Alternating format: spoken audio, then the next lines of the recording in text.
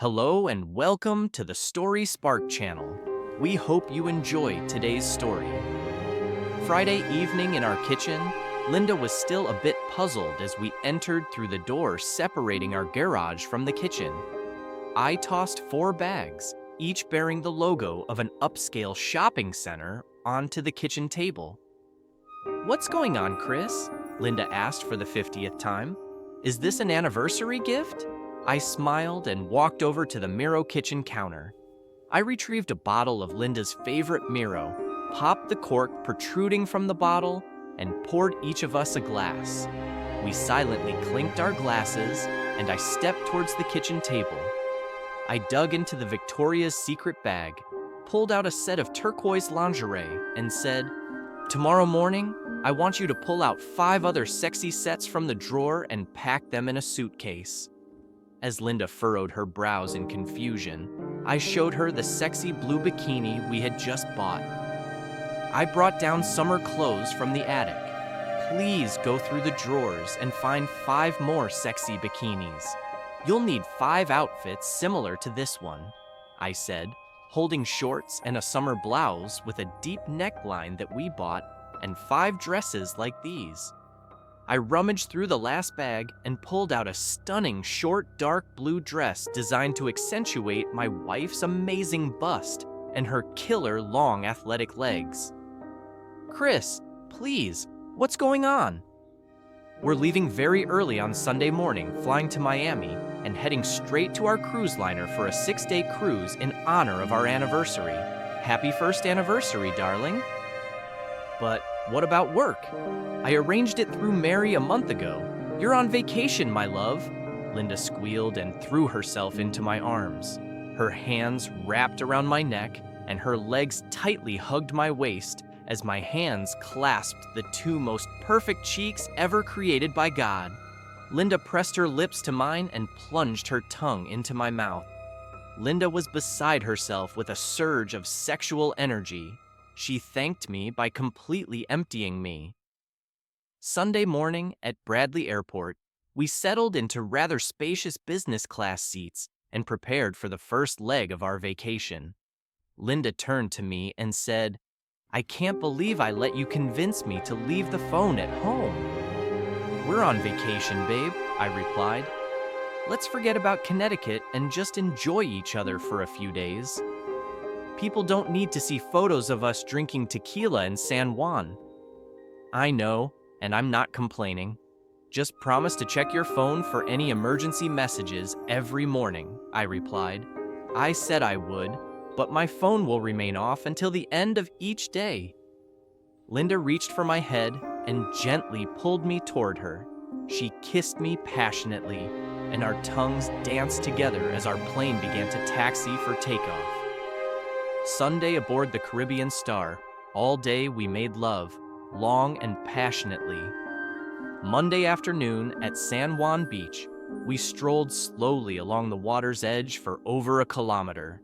We weren't in a hurry, leisurely walking hand in hand. Linda was dressed in a green bikini accentuating her chest. Most of the bottom half of her swimsuit was tucked between the enticing cheeks of her firm buttocks. Linda glanced around. We were on beach time, a section of the beach that wasn't crowded. She lifted the beach towel off my shoulder and tossed it onto the sand along with a water bottle. Then she took my hand and led me into the ocean. As we entered the water, we reached a point where the water lapped at Linda's shoulders. She reached down and pulled my swim trunks down to my hips, then threw herself into my arms and pleaded, "Please make love to me." I placed Linda's hands on my shoulders and wrapped my arms around her buttocks, lifting my wife onto my waist. We spent almost an hour making love in the salt water. Neither of us had an orgasm, but it didn't matter. It was incredibly romantic. Tuesday evening aboard the ship, the dance floor was filled with 20 or 30 couples. We held each other tightly in a slow dance as the pianist sang one of our favorite Frank Sinatra songs. "I'll have to hit the gym twice a day to work off all this amazing food and everything we've been drinking," I said. I gave Linda a playful smack on her firm rear, grinned, and said, "You could gain another 25 kilos and still be stunning. Don't worry, and enjoy the remaining few days." Wednesday morning at dawn, I smiled to myself, looking at my sleeping wife lying naked next to me. We shouldn't have bothered packing her sexy lingerie, I thought, as we slept completely nude every night. Linda's body is beautiful. Over the past 3 days, she had acquired tan lines, and they looked damn sexy. The top of each breast was beginning to bronze, while the underside remained white, except for a hickey I left beneath her right nipple. Her stomach was flat and toned from hours at the gym. I got out of bed without disturbing Linda and headed to the bathroom. After finishing my morning routine, I sighed and turned on my mobile phone, which was in silent mode, so any notifications, beeps, or calls wouldn't disturb my sleeping beauty. Like the previous 3 mornings, the phone was buzzing with messages. I quickly skimmed through 30 to 8 text messages and deleted each one aside from a few related to work and one for my lawyer. The rest I left untouched. My voicemail was completely full. I went through each message, deleting all with the same urgent demand for Linda to call home immediately. Thursday afternoon in Nassau, over the past few days, we had met with Jerry and Ellie, as well as Roger and Sue, a couple of times. Each couple was several years older than us. We bumped into them while looking for food in Nassau. Together, we found a nice beachside burger restaurant. The chairs surrounding our table were swings hanging from the ceiling by ropes. I sat in the middle on one side, next to Ellie and Sue. Linda sat across from me, surrounded by Jerry and Roger. We spent a very pleasant 2 hours eating, drinking, and talking about our lives. When it came time to settle the bill, Ellie asked, "What are you guys doing tonight?" "We have dinner booked at a 9-steak restaurant on the ship," Linda replied. "We haven't decided what we'll do afterward, but we were thinking of going to a comedy show. We heard it's a really good one." "We won't be offended if you decline, but would you like to have some fun with us tonight?" Roger interjected. "We're swingers and would be happy to share our spouses with you." Both couples watched us expectantly. I must admit I was a bit shocked and tried to formulate a polite response when Linda spoke up. "Thank you for the offer, but it's not for us." She reached across the table, took my hands in hers, and continued, "I can't share my man." Both couples understood this gracefully, and we spent another hour with them, shopping in the tourist area and finally returning to the ship together. Friday afternoon aboard the ship, when the poolside bartender brought drinks to Linda and me, Linda asked, "You seem a bit off. Are you sad that the vacation is coming to an end?" I took a big sip of my fruity rum drink and nodded. "Tomorrow we'll return to reality and all the crap that comes with it." Linda stood up from her chair and playfully punched my shoulder.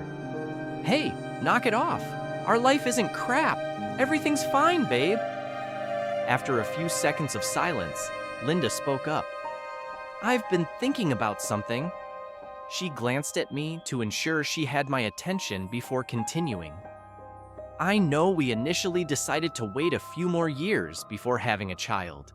Do you think it's possible to discuss changing the timeline?" I smiled at my wife and asked, "What's the reason?" "I've been thinking about having a child for a while now. The idea of having a child with you and expanding our family makes me happy." "How long have you been thinking about this?" I asked. Linda shrugged and confessed, "On and off for several months." "Can I ask why you chose to bring this up now?" She remained silent for a moment, then said, "In recent months, there has been some tension between us. I'm not sure what the problem is, but I thought now would be a good time to talk about having a child." I felt Linda looking at me, but waited a moment before continuing the conversation. "For me, it was more than just tension. It felt like you were pulling away from me, and I don't know if it's the right word, but it felt like you were deceiving me."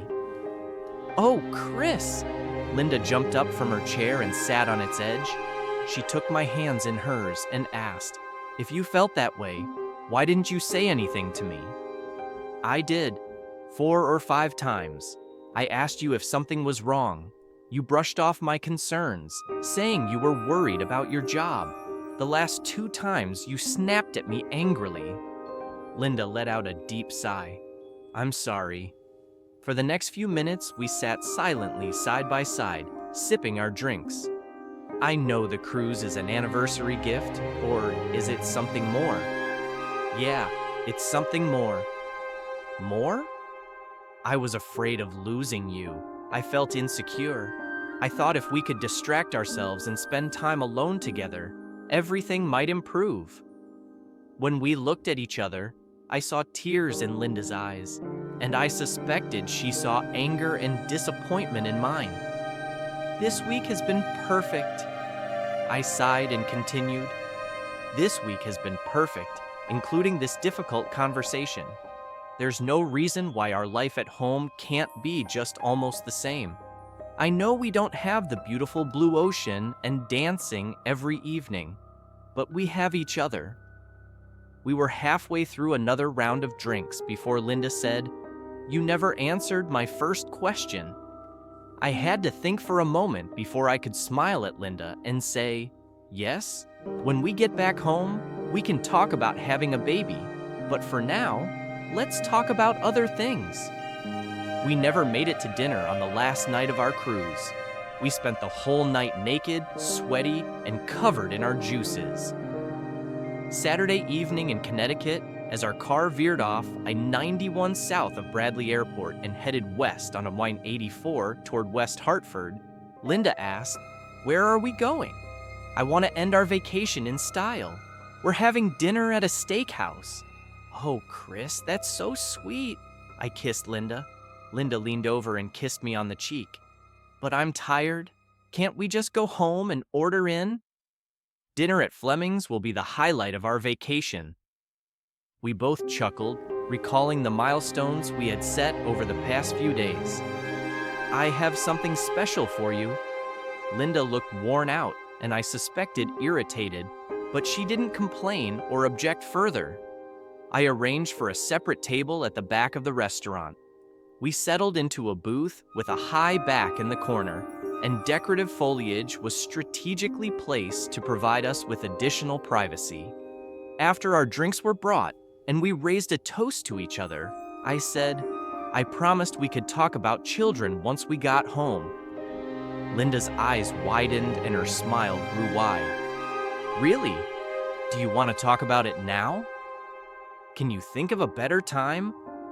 Linda leaned back in her chair and fought back tears that were about to roll down her cheeks. I took a sip of bourbon and continued. "I never, ever before hoped you would have kids." While Linda looked at me in complete bewilderment, I nodded to the gentleman who had appeared nearby. He approached and asked, "Are you Linda Harrington?" She nodded. "I filed for divorce." "You've been served." The gentleman placed a manila envelope on the table, positioning it in front of Linda, and concluded with a wish. "Enjoy your dinner." Linda visibly trembled, her eyes darting between the envelope and me. "What's going on, Chris? What the hell is going on?" "I filed for divorce, and I hope your 4-month affair with Kyle Jackson is worth it, because it ended our marriage." "I hope your affair with Kyle Jackson is worth it." "Oh my God! Oh, Chris, it was a stupid, stupid drunken mistake." Perhaps the first time was a drunken mistake during the business trip to Detroit, right? Maybe we could have gotten through that. But were your weekly parties also a drunken mistake?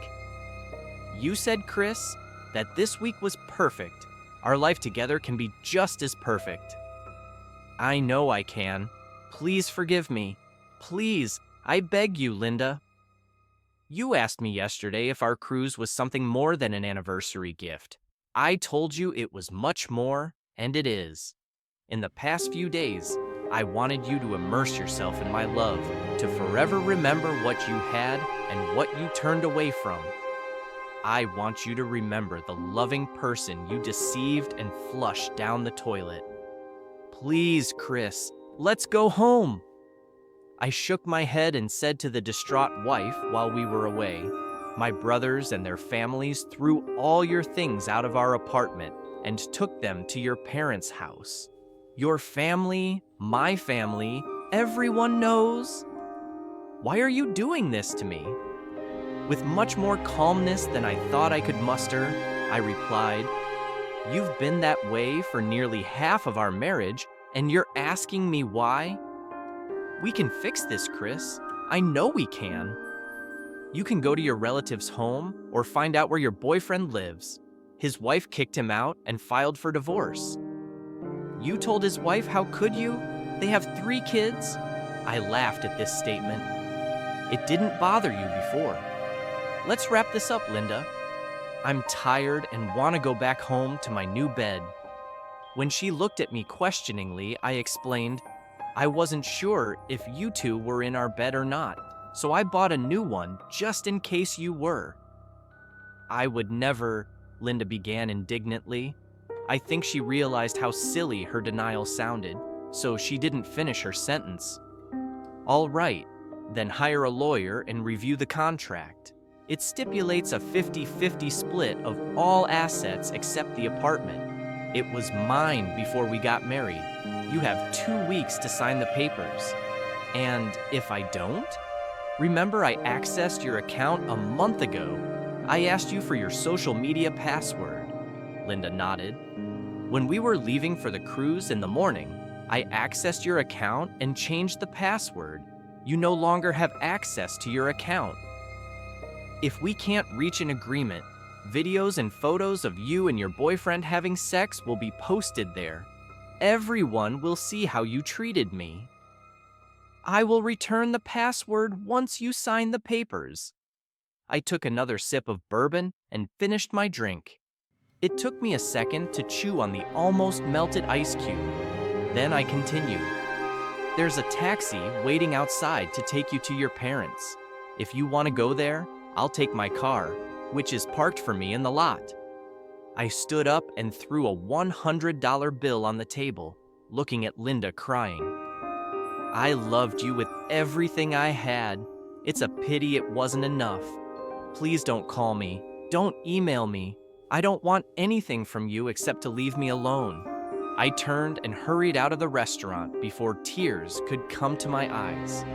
Thank you for being with us and listening until the end. If you found it interesting, please subscribe to our Story Spark channel.